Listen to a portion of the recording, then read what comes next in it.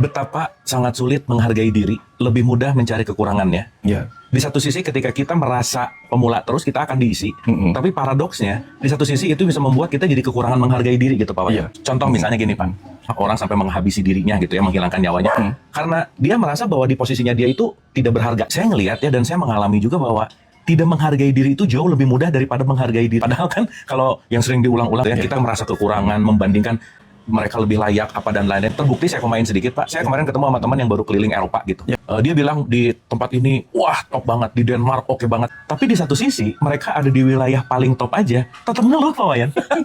Tetap pajaknya lah, tapi ngeluh juga. Ya kalau orang Indonesia udah jelas ngeluh lah ya. Jadi ternyata di level kenyamanan tertinggi pun keluhan tetap ada. Tingkat menghargai diri ternyata nggak bagus-bagus amat gitu. Nah, gimana Pak? Kemarin juga kan ada orang Belgia ke sini. Dia bilang secara duniawi kami bahagia di situ. Hubungan sesama manusia bagus, dengan alam bagus. Tapi kami merasa ketika kami datang ke Bali, wah Bali itu orang makmur ya semuanya. Sementara orang Bali sendiri bingung. Lah kami yang ada di Bali aja bingung gitu. Makmurnya di mana Makmurnya gitu? di mana gitu. Nah ternyata orang Bali dulu diajarkan tentang trihita karana itu. Kalau ingin mencapai kebahagiaan atau jagat hita, kebahagiaan duniawi, maka harmonislah dengan 3 hal. Harmonis dengan lingkungan, sesama manusia, dan dengan parahyangan, dengan Tuhan. Ketika kita dengan lingkungan tidak harmonis, dengan manusia nggak harmonis, tetapi mungkin merasa sudah harmonis dengan Tuhan, merasa gitu. Nggak bahagia juga. Di luar negeri, mereka hidupnya bahagia. Harmonis dengan orang-orang, harmonis dengan lingkungan, tapi kadang mereka nggak terlalu mengenal, nggak terlalu peduli dengan urusan agama, spiritualitas. Nggak ketemu juga kan?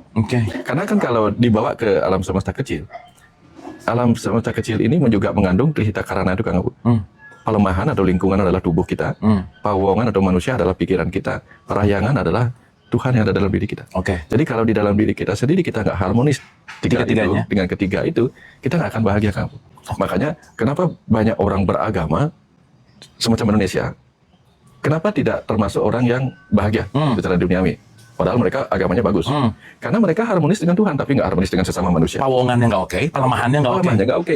Sungai-sungai dikotori, berkelahi sama sesama, satu agama berkelahi, agama berbeda berkelahi, gitu.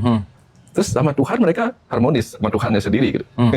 Mereka akan kehilangan 2, gitu. Orang Barat aja yang doanya bagus, cuman sama Tuhan mereka nggak terlalu pedulian, gitu. Itu juga nggak merasa nggak ada yang kosong, Kang Bu. Kebayang nggak kalau kita di sini hanya memenuhi urusan agama dan spiritualitas, gitu. Tapi dengan sesama nggak beres, dengan lingkungan nggak beres. Jadi kita kekurangan lagi 2 nih. Orang yang mungkin sudah kaya raya, kenapa dia tidak menghargai dirinya? Padahal banyak hal-hal yang bisa dia hargai di kekayaannya gitu misalnya. Karena dia nggak melihat kekayaan lebih hebat pada pikirannya, dia nggak melihat kekayaan paling hebat di jiwanya. Di sini masih merasa kosong.